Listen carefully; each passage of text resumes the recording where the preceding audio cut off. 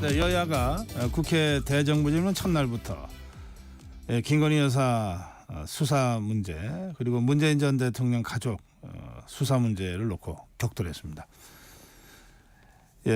첫 번째 대정부 질문 질의자로 나선 더불어민주당 박지원 의원, 한덕수 총리하고 이 설전 중에 또 웃기도 하고 그랬는데 직접 모셨습니다. 박지원 의원님 어서 오십시오. 네, 안녕하세요. 네. 예. 그 대정부 질의 중에 서로 막 웃으면서 이게 이런 경우가 거의 없었던 것 같은데요. 글쎄요, 저하고 그 이낙연 네. 총리하고 할 때도 재밌었다고 그래요. 네. 농담도 좀 하고 그랬는데 한덕수 총리하고 저하고는 이제 깊은 인연이 있지 않습니까? 김대중 대통령을 함께 모셨고 그래서 뭐 제가 사실 그 대정부 질문 정치 분야를 안겠다고 그랬어요. 네. 그런데 민주당 원내대표실에서 박선준 수석 부대표가 저보다 좌장으로 1번 타자로 좀 치고 나가달라. 아하. 난 안 하겠다. 왜냐하면 한덕수 총리를 의식한 거죠. 예. 그래서 한다고 하면은 외교안보 통일 부분은 내가 전문적으로 해왔으니까 거기를 하겠다 했더니 자꾸 1번을 하라고 그랬어요. 정치 파트로. 예, 어쩌는 수 없이 했죠. 그 김대중 대통령 때 청와대에서 그렇죠. 두 분이 같이 근무를 하셨죠. 예, 제가 비서실장하고 한덕수 총리가 이제 경제수석을 했죠. 예. 굉장히 유능하신 분이에요. 예, 그럼 한 30년 전 인연이군요. 그렇죠. 30년 가까이 된. 네.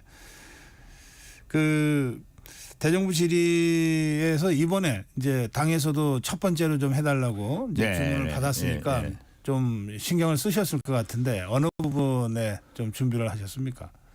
글쎄요, 아무래도 가장 큰 현안인 의료 대란, 응급실 문제 추석을 앞두고 우리 국민이 지금 죽어가잖아요. 어떻게 됐든 그 문제와 아무래도 김건희 여사 문제 이런 걸 좀 중점적으로 부각시켰고 특히 김건희 여사가 김영선 전 의원에게 보낸 문자 이 문제는 절대 건강할 수 없다. 선거에 개입했고 국정에 개입했고 이건 국정문란이다. 그래서 법무장관에게 수사하도록 촉구를 했고 뭐 그런 겁니다. 예. 지금 그 더불어민주당에서 이제 김건희 특검법을 지금 법사위 통과시켰지 않습니까? 네. 거기 보면 그 이번에 수사심의위원회에서 불기소 권고가 나온 그 명품백도 있고 그다음에 지금 의원님 말씀하신 그 공천 개입의 문제도 있고 이런 것들이 다 김건희 특검법에 들어가 있죠. 이번에 추가로 법사위에서 김건희 여사 그 문자 문제 이건 첨부가 됐습니다. 이건 굉장히 중대한 거예요. 만약 저는 늘 그럽니다. 역사는 지워지지 않고 밝혀진다.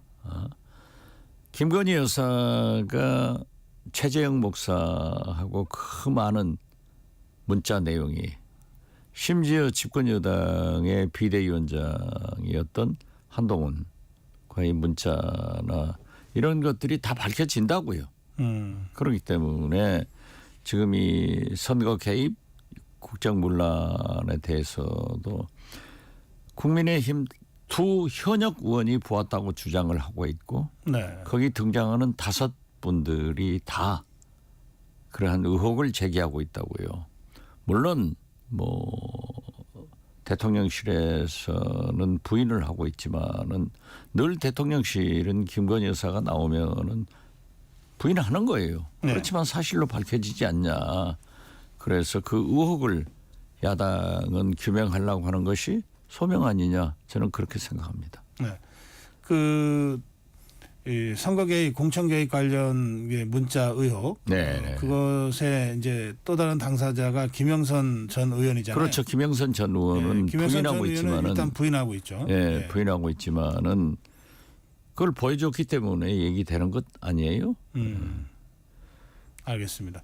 그러면 이 사안 포함해서 특검법은 지금 본회의가 끝나는 날 12일 날 처리한다는 얘기도 있고 글쎄요, 또 조금 아직 본다는 얘기도 있는데 예, 지금 현재 최상병 특검을 주로 하고 있는데 네. 상정이 될지 안 될지 그것은 좀 두고 봐야겠습니다. 예. 그런데 그 수사심의위의 권고 만장일치로 불기소 권고가 나왔다고 이제 알려졌는데 그건 어떻게 보십니까? 과거에 수사심의위원회에서 불기소 의견을 내도 검찰은 기소를 했습니다. 네, 그런 적도 있습니다. 예, 예. 그리고 이번에 이원석 검찰총장이 퇴임을 앞두고 마지막 한번 장식하려고 그런 것 같아요. 네. 그렇지만은 이원석 총장이 어제 말씀하신 참 적절하지 못한 영부인의 행동이 이 법은 아니다. 이렇게 해석을 하던데 네. 사실 영부인은 어떤 자리입니까? 거기에서 부적절한 그러한 일을 했다는 것 자체가 큰 문제가 되는 겁니다. 그리고 어제 제가 대정부 질문을 통해서도 얘기했지만은 어떻게 대한민국 모든 공직자의 배우자들이 그럼 300만 원 상당의 선물을 받으면 다 무죄냐? 이건 많이 제 공직사회를 무너뜨리는 거예요. 그렇기 때문에 김건희 여사에게만 적용되는 그러한 법률적 해석은 우리는 틀렸다. 그렇기 때문에 김건희 특검이 더 필요하다 하는 것을 웅변으로 증명해줬다. 그렇게 봅니다. 예. 지금 이제 국민의힘에서는 지금 의원님 말씀하신 그 부분 네. 관련해서는 어쨌든 이 처벌할 법적 근거가 현재로서 없으니 아니 그 처벌할 법적 근거가 어디 있습니까? 국민의힘의 그 주장이 아니 국민의힘에 그래서 그것이 틀렸다는 거예요. 네. 자 문재인 대통령에 대해서는 네. 사의를 불법적으로 취직을 시켰고 대통령 권한으로 취직을 시켰다고 하면은 직고 남용이 될 거예요. 그렇지만 사의에게 생활비를 주다가 취직해서 노동의 대가로 월급을 받으니까 안 줬다? 이것이 뇌물이다? 세상에 그런 뇌물이 어디 있습니까? 이건 부모 자식 간의 도덕적 문제에도 파탄내는 그런 적용이에요. 그렇다고 하면은 최재형 목사가 사준 디올백 300만 원짜리도 안 사줬으면 윤석열 대통령이 사줬으면 윤석열 대통령도 뇌물이냐? 이건 아닌 것 같아요. 어떻게 됐든 거듭 말씀드리지만은 우리나라 모든 공직자들이 자기 배우자가 300만 원짜리 선물을 받으면은 그것이 괜찮다고 하면은 이 공직사회 무너집니다. 다시 부패사회 됩니다. 그래서 이것은 옳지 않다. 아무리 영부인이라고 하더라도 더 엄격한 법률적 기준을 적용해야지 일반 국민들한테는 일반 공직자들에게는 엄격하면서 이런 일이 있을 수가 없죠. 이재명 대표 부인 김혜경 여사는 10만 4천 원 카드 이것도 기소를 하면서 왜 300만 원짜리는 기소를 안 하냐. 함지적으로 우리 야당과 국민은 문제를 제기할 수 있는 거죠. 알겠습니다. 현행법으로도 법정 미비를 그렇죠. 얘기하기 전에 현행법으로도 엄격하게 적용하면 이게 수사가 가능하다. 그렇죠. 그러니까 그렇게 하라 이제 이런 주장이시군요. 그렇죠. 그렇기 때문에 이번 수사심의위원회는 처음부터 저는 이건 형식적이다. 이원석 현 검찰총장이 13일 날 임기 아니에요? 네. 마지막으로 윤석열, 김건희 대통령 네 분께 선물 주고 떠난다. 이건 옳지 않아요. 그런데 의원님 수사심의위원회 이게 이제 지금 야권이 있을 때 만들었고 그리고 지금 수사심의위원회 운영이 한 300명의 풀 중에 15명을 무작위로 이제 선택해서 이제 판단을 구하는 건데 14명이 한 명은 빠지고 14명이 만장일치로 기소할 수 없다 이렇게 의견을 냈다는 거거든요. 글쎄 그 수사심의위원회 왜 그렇게 됐을까요? 수사심의위원회 법을 네. 문재인 정부 때 제정했다 이런 얘기를 하더라고요. 네. 그럼 헌법은 어떤 정부에서 제정했죠? 옛날 그건 그때 그 법을 가지고 제정한 것이 문제가 아니라 지금 현재 15분 중 14분이 그러한 결정했다 하더라도 야당에서 볼 때 국민이 볼 때 부적격하다 하면은 얼마든지 얘기할 수 있는 물론이죠. 거고 예. 그것이 우리가 특검으로 갈 이유가 된다. 저는 그렇게 봐요. 알겠습니다. 자, 그 지금 말씀 중에 그 문재인 전 대통령과 그 다혜 씨에 대한 말씀이 이제 언뜻 나왔는데 예. 그 사건 관련해서 검찰의 수사는 그 의원님은 어떻게 평가하십니까? 그건 정치 보복이죠. 네. 한마디로 사실 어떤 의미에서 보면은 문재인 대통령이 윤석열 대통령을 벼락 출세시켜줬는데 윤석열 대통령이 은혜를 원수로 갚고 있다. 그리고 정치 보복이 아니에요. 문재인 대통령이 윤석열 대통령한테 정치 보복 안 했거든요. 도와준 것밖에 없어요. 그래서 우리 민주당 일부 의원들은 이건 배은망덕 수사다 이렇게 생각을 합니다. 그건 성립이 안 되잖아요. 아니 글쎄 그 취직을 시키는데 대통령이 압력을 넣습니까? 사이가 어려울 때 생활비 도와주는 건 부모로서 당연한 것 아니에요? 그래서 사이가 취직을 했으면은 거기서 월급 받고 사니까 안 주는 거 아니에요? 이게 뇌물이라고 하면은 이 세상에 이건 말도 안 되는 거죠. 그 이제 서모 씨 전 사위와 관련된 의혹에 대해서 이제 지금 의원님 이제 말씀을 하셨고 그 밖에도 김정숙 여사의 샤넬 재킷과 관련된 의혹이라든지 5천만 원의 현금을 굳이 지인을 시켜서 다혜 씨한테 보낸 사안이라든지 또는 출판사에서 2억 5천만 원이 문다혜 씨 쪽으로 넘어왔다가 그중에 1억은 뭐 문재인 대통령의 인세로 가고 뭐 이런 일련의 그 금전 거래 전반에 대해서 지금 검찰이 들여다보고 있다는 건데요. 그 부분 한번 정리 좀 해주시죠. 들여다보는 것은 네. 들여다보시라고 그래야죠. 그렇지만은 저는 문다혜 씨하고 일명식도 없고 그 내용을 잘 모릅니다. 네. 그렇지만은 5천만 원에 대해서는 김정숙 여사가 평산에 많은 시위대 때문에 저도 다녀왔었습니다마는 난리를 쳤잖아요. 그러니까 나가실 수가 없으니까 자기 지인한테 좀 보내주라. 그것도 김정숙 명의로 딸한테 보냈단 말이에요.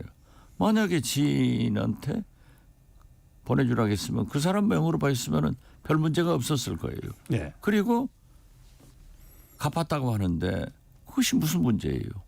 그리고 출판사나 이런 문제는 저도 보도를 통해서 보았지만은 자초지종을 잘 모릅니다. 알겠습니다. 그 지금 그 문다혜 씨의 그 집을 압수수색하는 압수수색 영장에 문재인 대통령이 피의자로 적시돼 있다라고 이제 보도가 됐어요. 그런데 검찰이 피의자로 적시하면 소환해서 수사하겠다는 걸 전제로 그렇게 피의자 적시가 된다고 그러더군요. 그렇죠. 저도 뭐 이제 압수수색을 하도 많이 당해봐서 잘 알아요. 그러면 이제 문재인 전 대통령 검찰이 소환할 텐데 어떻게 해야 될 것 같습니까? 저는 검찰이 소환할 이유가 없을 겁니다. 예. 그걸 어떻게 뇌물로 생각해요? 그리고 만약 검찰이 문재인 대통령을 수사를 한다고 하면은 국민적 역풍이 굉장히 강할 겁니다. 그리고 제가 문재인 대통령이 어떻게 하실지는 몰라요. 저하고 한 번도 얘기를 안 해봤으니까 요즘 제가 몇 달간 한 번도 가보지도 않고 연락도 안 합니다. 왜냐하면 자꾸 현안들이 걸려 있는데 예. 그래서 하는데 네. 저는 저라면은 제가 문재인 대통령이라 하면은 검찰 소환 거부합니다. 이유가 없잖아요.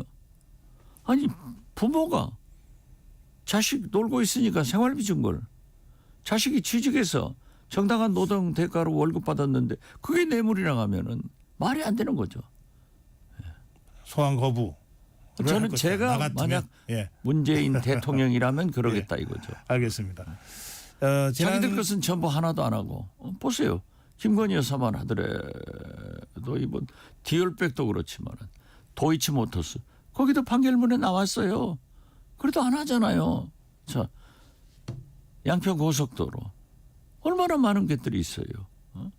거기도 다 나와 있어요. 자기들 것은 안 하고. 죽은 권력 문재인 대통령 도대체 나는 윤석열 대통령이 가장 큰 잘못은 당신이 대통령을 굉장히 잘하고 있다 이렇게 생각하는 것하고 정치는 검찰 수사하듯 하고 검찰 수사는 정치하듯 하니까 틀린 거예요. 이게 굉장한 지금 보세요. 우리 국민 10사람이 모이면은 7사람이 싫다는 것 아니에요? 2사람만 좋아하고 이게 여론조사로 나오지 않습니까? 왜 이렇습니까? 오늘 아침 조선일보 김대중 칼럼 보세요. 김대중 칼럼 그렇게 보수 우익의 칼럼니스트지만은 내조 잘해라 틀렸다. 그러니까 대통령이 잘해야 되고 사과하라고. 그러면서 참 이상한 깜짝 놀랐는데요. 이재명 대표의 사법 리스크는 보수층에서 바라는 대로 안 될 것이다. 이런 내용이더라고요. 그래서 아니 보수나 진보나 모든 국민이 김건희 여사에 대해서 그렇게 생각하는데 저는 그래요. 우리 국민이 가장 미워하는 사람이 윤석열 대통령 아닙니다. 김건희 여사예요. 이걸 알아야 되는 거예요. 예.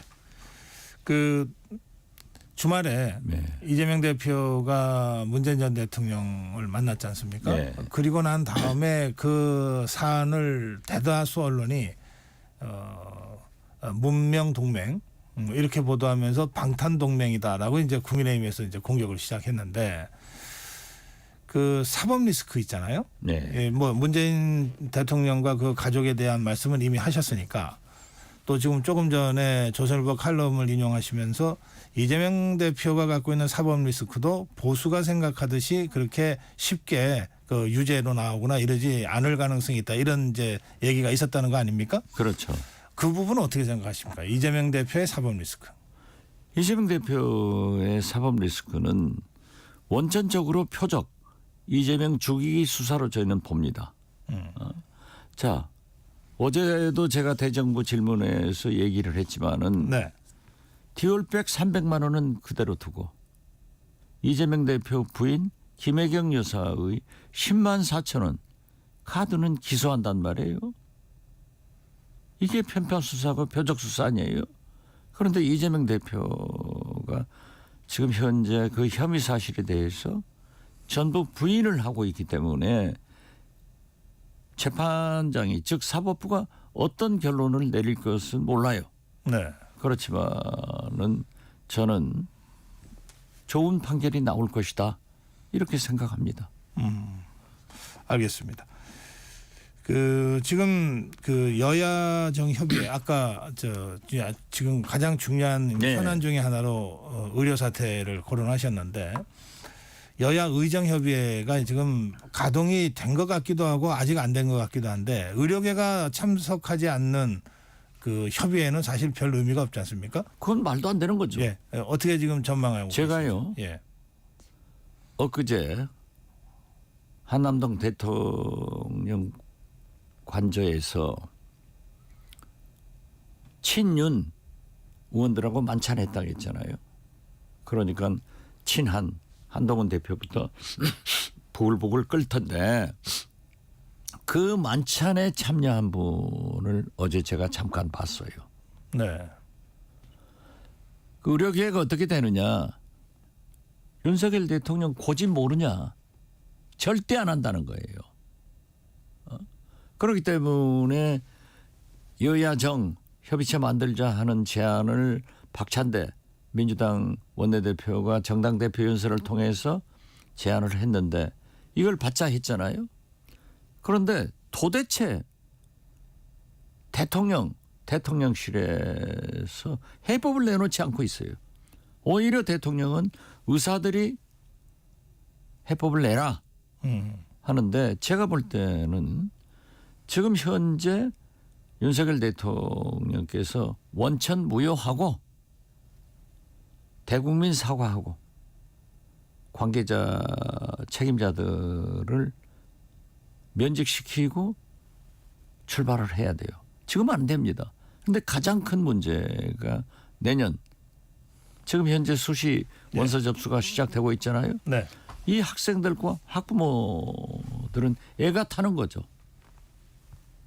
그러니까 그것까지 백지화해야 된다고 생각하십니까? 그렇기 때문에 의사들이 안 오기 때문에 안 된단 말이에요.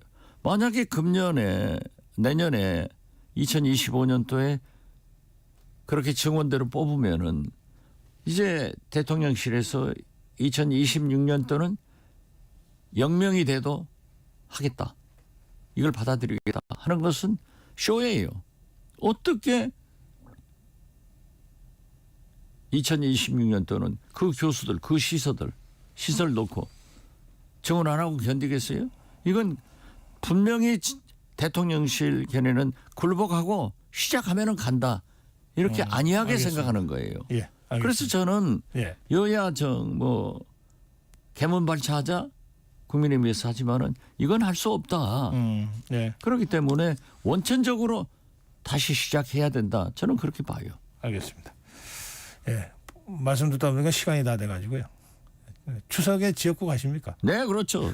12일 날 내려가서 예. 22일 날 11일간 있으면서 영광, 예. 곡성 선거 아니 지역구는 해남, 완도, 진도인데 아니, 그러니까. 영광, 곡성이 왜 나옵니까? 거기는 보궐선거 있으니까. 아 이번에 10월 16일 날 있는 그래서 그 선거 좀 관리하셔야 열심히 지원하려고 그래요. 알겠습니다. 예, 잘 거기 다녀오시고요. 후보가 좋습니다. 다녀오신 다음에 한번 또 예, 뵙겠습니다. 감사합니다. 고맙습니다. 예. 네, 더불어민주당 박지원 의원이었습니다.